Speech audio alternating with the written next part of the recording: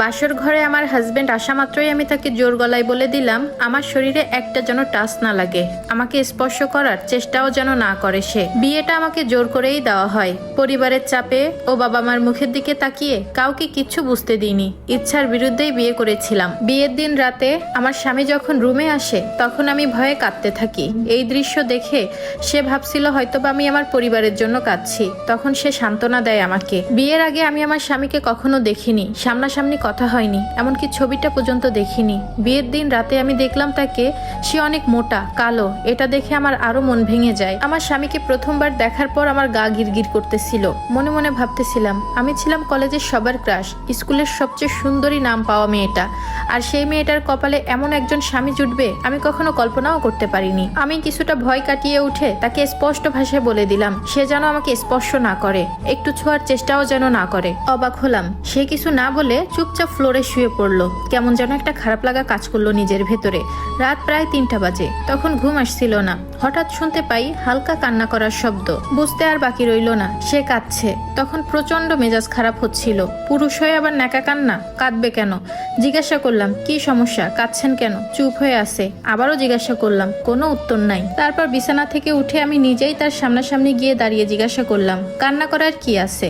তখন আমার স্বামী উত্তরে বলল আমি কখনো রিলেশন করার চিন্তাও করি নাই, কারণ আমি জানি আমাকে কেউ পছন্দ করবে না। পরিবার থেকে যখন বারবার মেয়ে দেখতো আর মেয়ে পক্ষ যখন আমাকে দেখে মানা করে দিত তখন আমার খুবই খারাপ লাগতো, অপমান ফিল করতাম। আমার বাবা মাকে আমি অনেকভাবে অনুরোধ করেছি আর যেন মেয়ে না দেখে আমার জন্য, আমি বিয়ে করব না, কিন্তু তারা আমার কোনো কথা শোনেনি।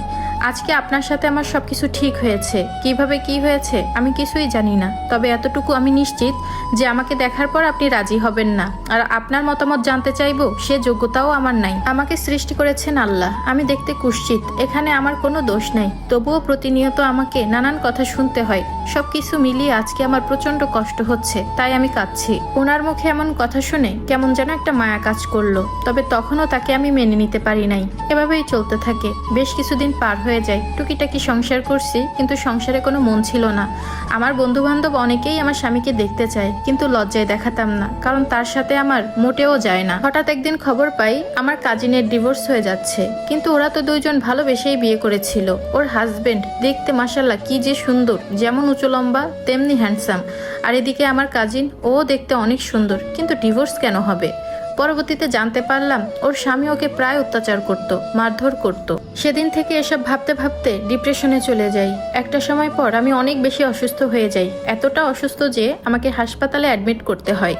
যেদিন রাতে আমাকে হাসপাতালে নিয়ে যাওয়া হয় সেদিন পুরো একটা রাত আমার স্বামী না ঘুমিয়ে আমার পাশে বসেছিল। ওনাকে একবার বলেই দিলাম আপনি যে ঘুমান, আমার পাশে বসার দরকার নেই। উনি কোনো উত্তর না দিয়ে আমার পাশে বসে রইল। আমিও আর কিছু বললাম না। এর মাঝে আমার অক্সিজেন লেভেল অনেক কমে যায়। প্রায় 12 ঘন্টা মৃত্যুর সাথে ফাইট করি। এরপর যখন কিছুটা স্বাভাবিক হই তখন চোখ খুলে দেখি চোখের সামনে সবাইকে পাশে পেয়ে কিছুটা স্বাভাবিক হতে থাকলাম, কিন্তু খেয়াল করলাম আমার স্বামী বাচ্চাদের মতো কাঁদছে। সেই বাসর ঘরে যেভাবে ঠিক কেঁদেছিল। সেদিন প্রথমবারের মতো সে আমাকে স্পর্শ করে, কারণ আমি নিজেই তাকে কাছে আসতে বলি এবং সে বসে থেকেই আমাকে জড়িয়ে ধরে। সেদিন থেকে একটানা 1 সপ্তাহ সে নিজের হাতে আমাকে খাইয়ে দিয়েছে। আমার প্রতিটা কাজ বলার আগে সে করে দিয়েছে।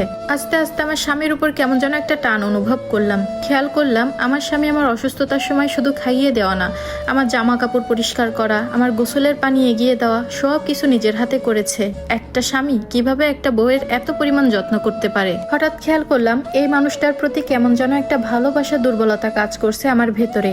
আগে যাকে দেখে ঘৃণা লাগতো, এখন তাকে দেখেই পৃথিবীর সবচেয়ে সুদর্শন পুরুষ লাগে আমার কাছে। সেদিন রাতে আমার হাজবেন্ড যখন আমাকে খাইয়ে দিচ্ছিল তখন তার হাত থেকে প্লেটটা নিয়ে আমি নিজেই খাওয়া শুরু করি। তখন দেখলাম সে কিছুটা মন খারাপ করে নিজেই চলে যাচ্ছে। আমি মুচকি হেসে দিয়ে তাকে ডাকলাম আর বললাম এদিকে আসেন। এরপর আমি তাকে খাইয়ে দিলাম। সেদিন এসে আবার কান্না করে দিয়েছে। মানে এই মানুষটা যে এত পরিমাণ কাঁদে, শুধু কাঁদতেই থাকে। এরপর তাকে আমি চোখ রাঙিয়ে বললাম আজকের পর থেকে যদি কোনোদিন আর কাঁদতে দেখি একদম ছেড়ে চলে যাব। দেখতে দেখতে আমার সংসার জীবনের 1 বছর পার হলো। এই 1 বছরে আমি আমার স্বামীকে কখনো দেখিনি সে আমাকে কোনো বাজে কথা বলেছে, ধমক দিয়েছে, সব সময় আমাকে ভালোবেসে আগলে রেখেছে। মহান আল্লাহর কাছে অনেক শুকরিয়া আদায় করি আমি। সবশেষে একটা কথাই বলবো, একজন সুদর্শন পুরুষের থেকে একজন দায়িত্ববান পুরুষ 1000 গুণ সুন্দর।